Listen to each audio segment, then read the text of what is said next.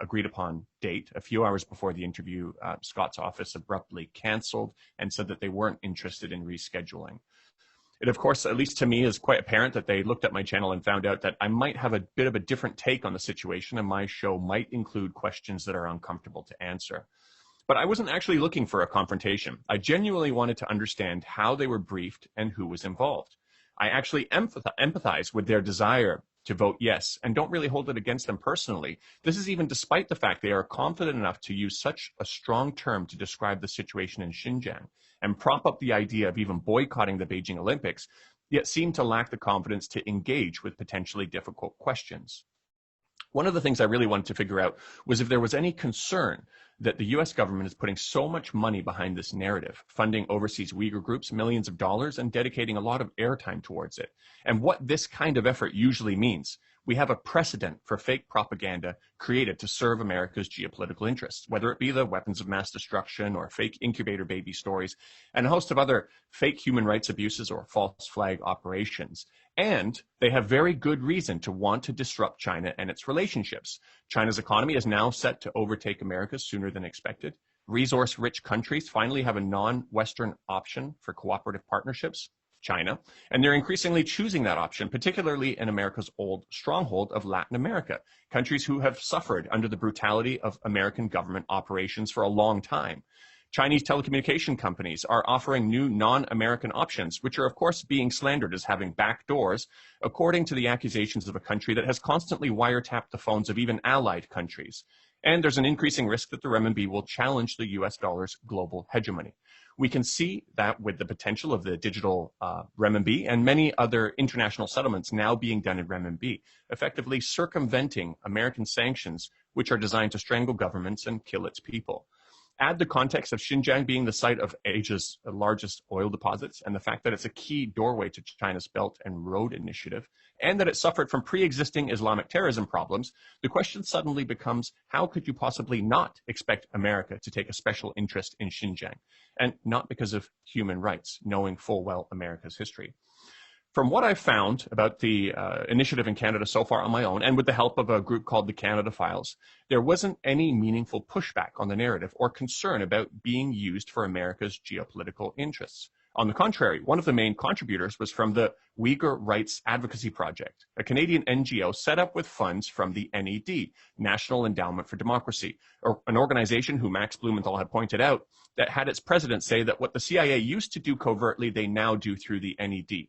This is basically a front to overthrow and destabilize governments, and it has nothing to do with democracy. They'll be just fine with overthrowing a democratically elected leader with a dictator if it serves America's geopolitical and corporate interests well enough. Going back to the Canadian vote, with all this in mind, why would I empathize with the MPs who voted yes on this motion? Aside from a very careful weaponization of compassion, the personal and professional consequences of voting yes on this genocide motion and later finding out it was just another giant propaganda campaign are far less than the consequences of voting no and finding out later a genocide was really going on. So in the absence of enough information, it's clear how they'd vote and the importance of having their voter base, who have been propagandized into a strong position on the topic, must see that their elected MP voted the correct way. I'm not going to get into the problematic nature of all of the evidence. I suspect Max might touch on that a little bit, but almost none of it stands up to even the most basic logical and critical questions, whether it be the ridiculous formulas used to make the multi-million estimates, or the testimonies like that of Tursane, a supposed concentration camp survivor who was propped up in a major way by CNN and BBC recently, and is someone who's on the third version of her story, wildly deviating from the first, and whose passport renewal date was oddly the only thing blurred out by the CNN report, because it turns out it's a giant hole in the story that nobody's talking about. It would be odd enough if China would grant a passport to someone they're trying to genocide, but it would be even more odd that her passport was renewed during the time she said she was under arrest. So the need to blur that out becomes quite apparent now. But this obvious deceit and hole-filled narrative that doesn't remotely resemble honest journalism doesn't matter, because people are also frightened out of asking questions. I want to give you a personal example of that. My father, who doesn't necessarily agree with all of my views, of course, and is naturally concerned for the Uyghurs, as I would be too in his position receiving the information that he is, and particularly because he's a professor of social work specializing in anti-oppressive practices, and has even written a book on the topic used by universities.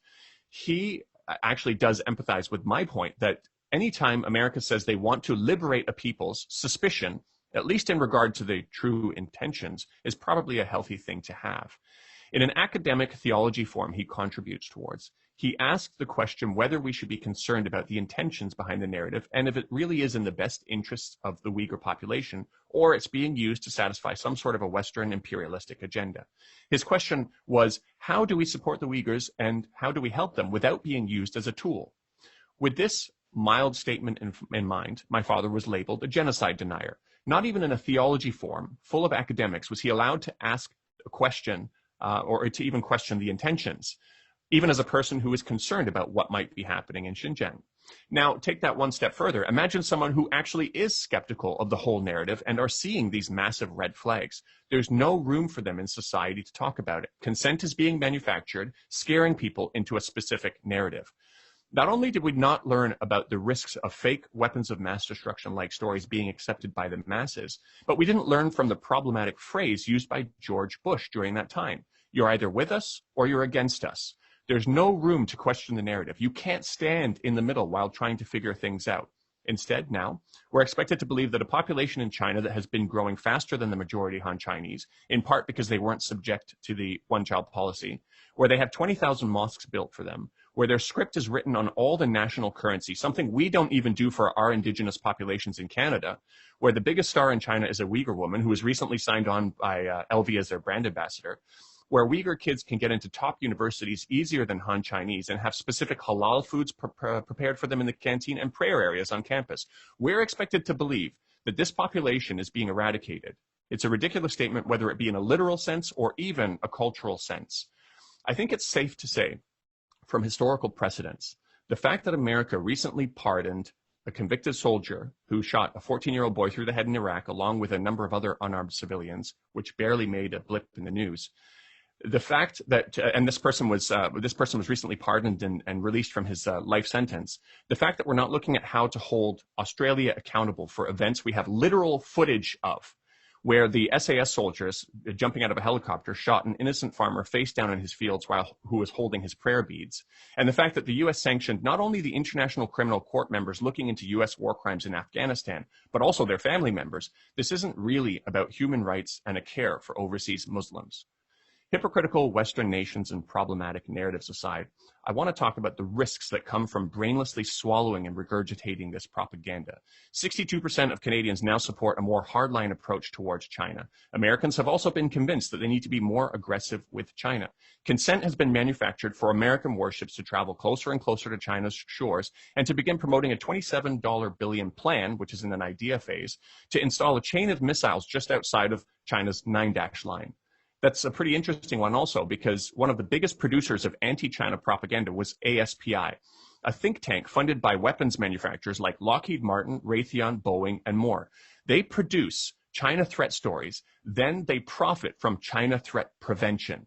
A bit of a conflict of interest, to say the least. So now I'll be living here in Shenzhen with my kids, potentially surrounded by American weapons of mass destruction. And you don't have to imagine too hard what would happen if Cuba hosted missiles from an American rival. With this kind of massaging of public opinion, when this kind of massaging of public opinion and consent happens, followed by actions like this, it's time for all of us to worry. Softening the public up for war may not be the explicit intention this time, but we're getting awfully close to a point where it takes one small spark or mistake to snowball into a war unlike anything the world has ever seen before. And as for the Uyghurs, the specific measures being taken, such as sanctioning projects made in Xinjiang by saying it's made with slave labor without any actual evidence, well, ironically, it will take away the livelihood of those Uyghurs, and it's created an interesting situation where I now see foreign China watchers complaining that Uyghurs need to travel out of province in order to find work, which is a kind of cultural genocide, they say, without any sense of irony that the West is compounding this problem. All while the American companies involved in atrocities at Abu Ghraib not only haven't been sanctioned, but have been receiving new multi-billion-dollar contracts from the American government. And those weapons manufacturers I was speaking about, they are actually using exploitative prison labor in the U.S. to make their parts. And this isn't even the most ironic thing about the narrative. along with a campaign to shame international companies operating in Xinjiang, fearing them out of hiring Uyghur staff due to the unfounded claims of forced labor they might receive. I think the sanctions are designed to do exactly what sanctions are designed to do, which is to make ordinary people suffer, make them want to rise up against their government. When you combine that with the odd recent declassification of ETIM as a terrorist organization by the US, a group responsible for the terrorist attacks in China that killed not only Han Chinese, but Uyghurs as well, it seems that America is on a pretty clear path to support terrorism in order to achieve its geopolitical interests, an activity they've long enjoyed. So to those people who don't even want to consider the facts in an unbiased manner, you are complacent with the same kind of propaganda we've seen over and over again, which we were supposed to learn from. You are potentially complacent with one of the world's largest supporters of terrorism, the CIA, and you're also complacent with helping line the pockets of the military-industrial complex. You're also complacent with the actual attempts by the West to oppress the Uyghurs, and you're complacent for creating a world that's getting closer and closer to a war unlike we've ever seen before. So while I do say I empathize with the MPs blindly going along with this, I still want to finish by saying, to a government that doesn't even allow one of its own citizens to question this troubling piece of legislation, there's very good reason for you to be ashamed of your conduct.